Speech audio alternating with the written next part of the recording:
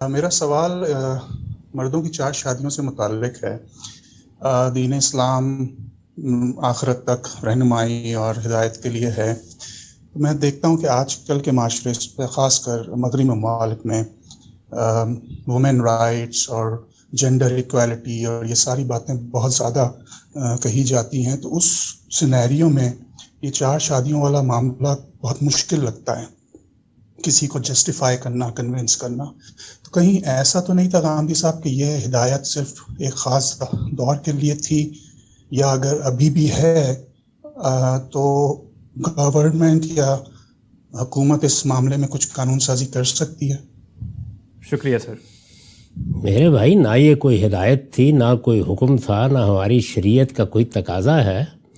ہمارے دین میں تو یہ بتایا گیا ہے کہ اللہ تعالیٰ نے جب ایک خاندان کی ابتدا کی تو ایک میاں بیوی سے کی، یعنی سیدنا آدم کے لیے کوئی 10 حوا نہیں بنائی، ایک ہی حوا بنائی، اور یہ تعلیم دی اس سے کہ ایک اچھا خاندان جس میں باہمی اعتماد ہو، جس میں بچوں کو محکم اور مستحکم ماحول میسر ہو، وہ ایک ہی میاں بیوی کے تعلق سے قائم ہوتا ہے۔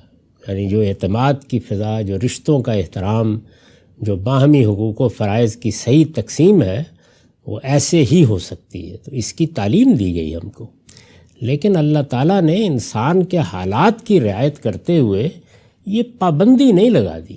2 باتوں کو الگ الگ سمجھنا چاہیے۔ یہ پابندی نہیں لگا دی کہ ایک سے زیادہ شادی مرد نہیں کر سکتے۔ پابندی لگانا ایک اور چیز ہے، اور کسی چیز کی ترغیب دینا یا کسی چیز کو بنیاد بنا کے کوئی حکم دینا، یہ بالکل اور چیز ہے۔ اللہ تعالیٰ نے کئی چیزوں پر پابندی نہیں لگائی۔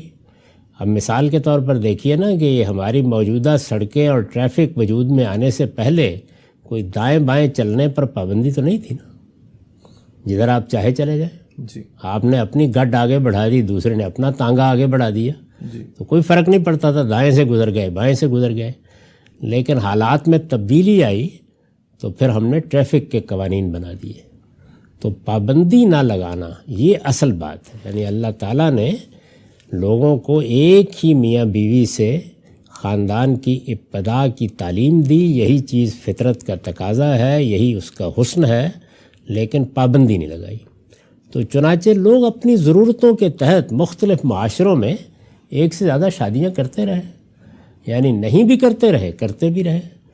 خاص طور پر قبائلی معاشرے کی سب سے بڑی ضرورت یہ ہوتی تھی کہ آج کل کے زمانے کا اسٹیٹ نہیں تھا جس میں پولیس ہے اور جس میں فوج ہے اور منظم ادارے ہیں اور آپ کو ایک طرح کا تحفظ حاصل ہے۔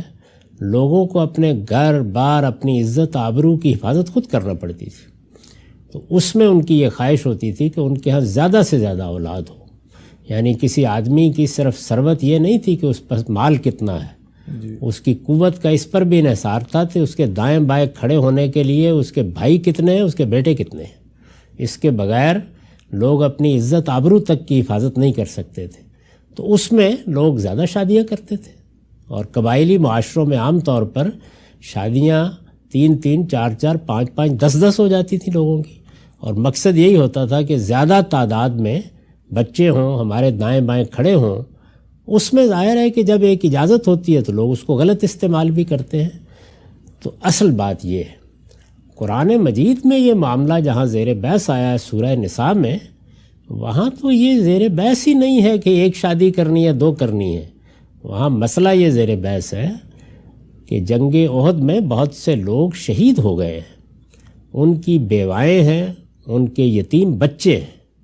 تو قرآن مجید نے وہاں لوگوں سے کہا کہ اپنی ضرورتوں کے لیے تو شادیاں کرتے ہی ہو، اگر تم ان یتیم بچوں کے ساتھ، ان یتیم بچیوں کے ساتھ انصاف نہیں کر سکتے، یعنی ان کے معاملات دیکھنے ہیں نا، ان کی ضرورتیں پوری کرنی ہیں، تو ان کے ساتھ جو عورتیں ہیں، یعنی ان کی مائیں ہیں، ان کی بہنیں ہیں، ان میں سے شادی کر لو۔ اس میں یہ فرمایا کہ 2 4 4 سے شادی کر کے ان کی سرپرستی کرو، ان کے ساتھ اچھے معاملات کرو۔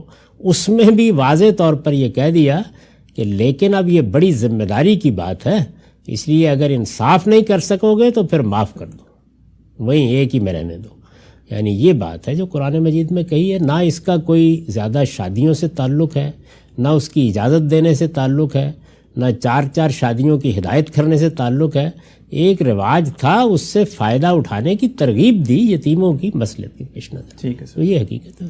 تو یہ بھی جو 4 شادیوں کا کہا جاتا ہے کہ اسلام میں 4 شادیاں جائز ہیں، تو یہ 4 بھی کوئی نمبر نہیں ہے، یہ 2 4 جس طریقے سے یعنی قرآن مجید میں جب یہ بات کہی گئی تو رسول اللہ نے لوگوں سے یہی کہا کہ بھائی اللہ تعالیٰ نے جب 2 3 4 ہی کہا ہے تو اب اس سے زیادہ نہ کر بیٹھنا. اچھا، یہ بات. شکریہ سر.